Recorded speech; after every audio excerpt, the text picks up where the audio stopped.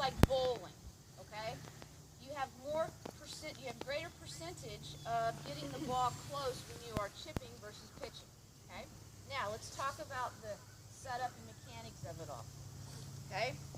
If you are, and I'm going to start out with chipping, so I'll come over here real quick. You guys want to come over this side? You guys want to come on this side?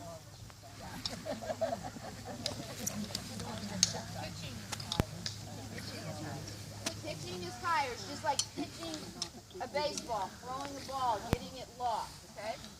When you set up for chipping, I always like to recommend that you either use, you all know what the word married is, right? Some of us been there more than once, some of us haven't achieved that. You all know what the word divorce means, right? Okay? And you all know what the word dating means, right?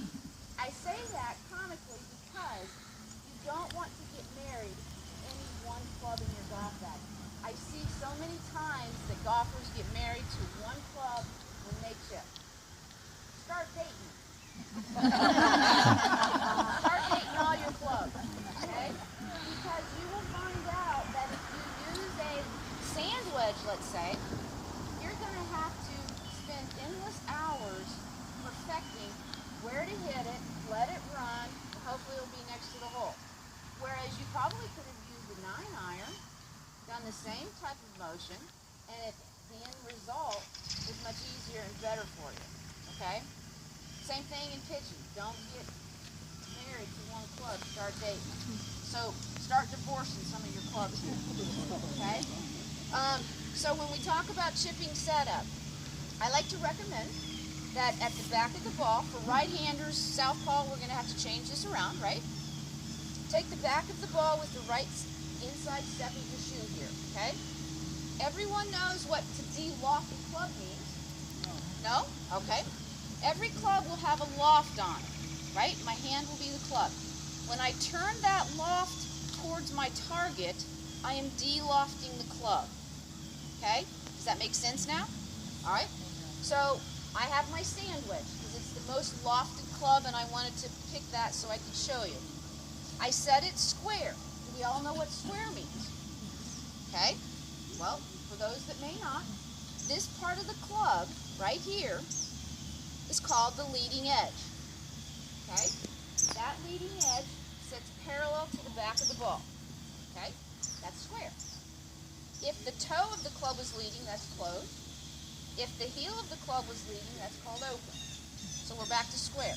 What I'd like for you to do is lean the handle in front of the ball. Thus, I've now de-lofted the club face, right? I take my instep of my right shoe, the back of the ball. I pull it back just a little ways. I take my left shoe, cut my right shoe in half, and step out. This is what we call a staggered open stance. So it would look like this, okay? Shoe lined with shoe is square, and the opposite, left shoe high, right shoe back, is called closed. So you want your left shoe back, right shoe high for a chipping stance. This is called open, okay? Remember, the club is de-lofted, handle is out towards my thigh. You have 3 clubs within this sand wedge. You can grip high, you can grip medium, and you can grip low, okay? I'm going to suggest right now, since I'm just hitting right here, we're going to grip low, okay? You trust me, I won't hit you. Here's the thing, ladies. Body weight. We don't want to be 50-50. We want to be on our what side? Left side, right?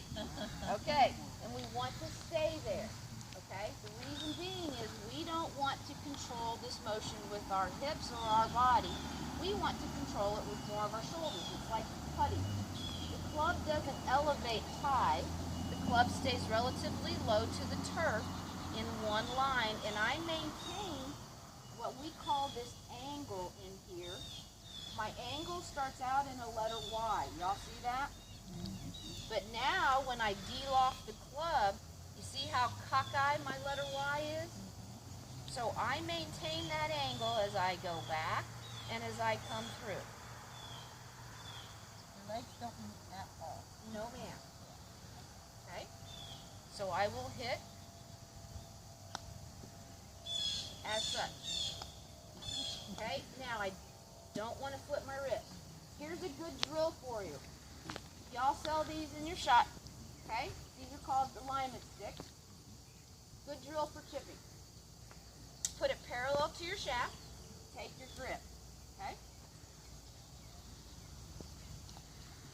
If you use your wrist and you set up the same way as we just explained, if I use my wrist, guess what's going to happen? I'm going to hit myself. Right? If I don't use my wrist, notice I didn't hit myself. Okay, that's a good drill for you.